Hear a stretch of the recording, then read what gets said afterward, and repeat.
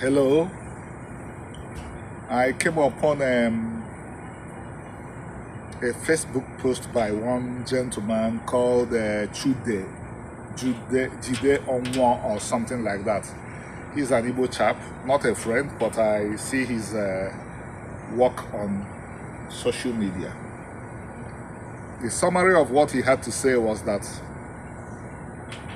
the Yoruba people are essentially the only group of Nigerians that their films gain any kind of traction in the world. I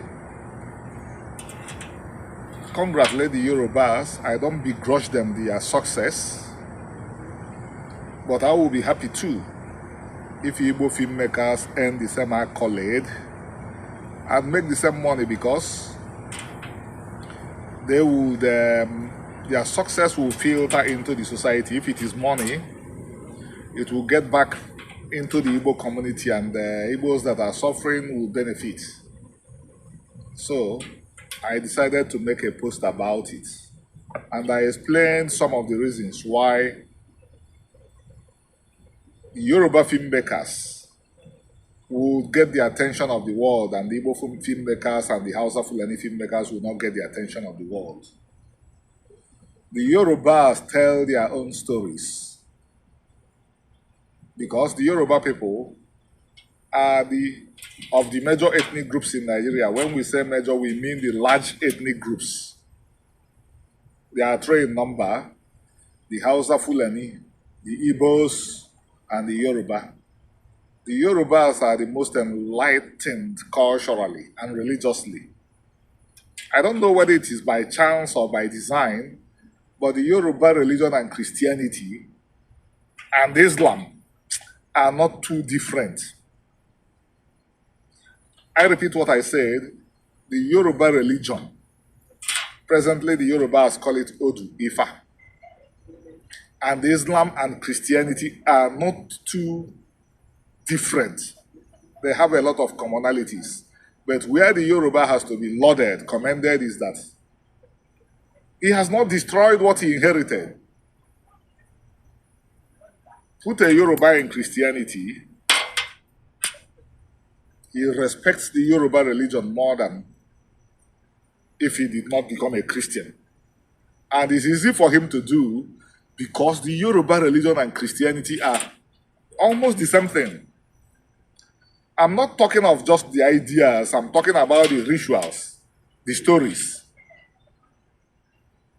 They are equivalent Jesus in the Yoruba religion.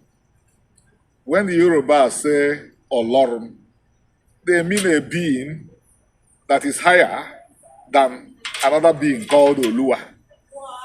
What does this make you think? The Christian ideas of God and Jesus. And these are integral in the Yoruba religion. They have another being that will be equivalent to the Holy Spirit. And of course, one of the most prominent Yoruba historians and scholars of religion in America, Lupona, wrote a book about Ile-Ife, one of the most important centers of religion in Yoruba land. They have over 300 gods there. Think about Christianity, the Trinity, and the host of angels and spirits. And then talk about Islam. The Yoruba man becomes a Muslim. I heard that the Yorubas produced more writers in Islam than the Hausa-Fulani. That's why you would find a Yoruba bishop comfortably married to a Yoruba woman who is a Muslim, and they will have peace. So it's easy for them to manage what they inherited. But the Igbos are either here or here. No room for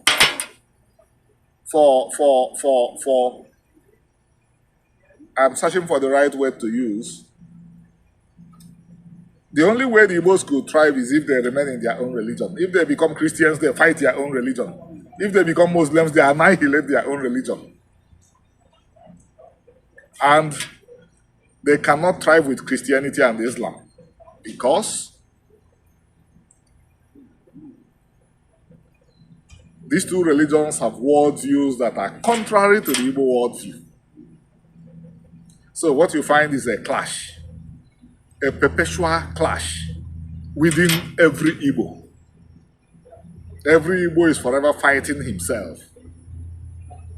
Every Igbo who is a Christian or a Muslim is forever fighting himself because who he is not in consonance with what how Islam views the world and how Christianity views the world. But Igbos don't know this. So what happens is that as Christians, they are telling stories that are not their stories. And because these stories are not their stories, nobody is interested in these stories they tell. They talk about kings. They don't know anything about kings. They don't know about how kingdoms operate. So people don't get a feeling that these people are saying anything authentic when the Igbos are talking about Igwe. Because what they show on films are not really what people understand kings to be. Probably in the next 2,000 years of living Omena, Igbos will become whatever they want to be. But I'm telling you that whatever they want to be, they will not be then. They will simply have disappeared. This is essentially why nobody is interested in their stories. If they begin to tell authentic Igbo stories, the whole world will want to watch. People around the world are not into reading books, but they read my books because I tell the stories of the Igbos in the books. Achebe was able to become what he became as a writer because he told an authentic story of the Igbos. Chimamanda Ngozi Adichie, I've read her Purple Hibiscus. She told an Igbo story in that book. I know an Igbo lady from Abia State who is as gifted as Chimamanda, but people will not buy her books because she does not tell an Igbo story there. She has tried everything possible, including scandalizing the Igbos, lying that her great-grandfather was a slave trader to make some audiences in the West to pay attention to her, but she's not going to sell any book because she doesn't tell the Igbo story.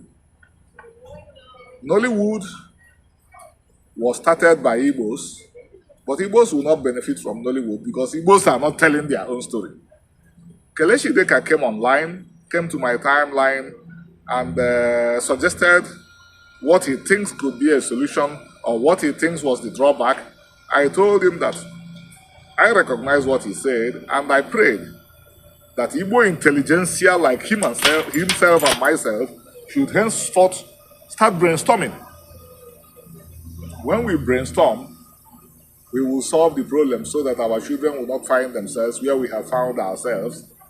One guy from, I think, Niger State went to Korea, found only Igbos in one city there. Most Igbos will think it's a good thing that they left lands with the talents they have, which if there is any people in the world that will have the talents that Igbos have in creation of businesses, I believe it will only be the Jewish people. Because the Igbo tradition of starting businesses is biblical. It's taken from the Bible directly. So only the Jewish people, the Samaritans, the Karaites will have that gift. Igbos will throw all these gifts away, go to Korea to push carts and trucks in the street. And a good majority of Igbos will think that this is a blessing. And unless we recalibrate, unless we rethink, this is where our children will also find themselves. Meanwhile, we have what it takes to set up a Sweden in the lands of the Igbo people in Nigeria. Thank you, ladies and gentlemen, for listening.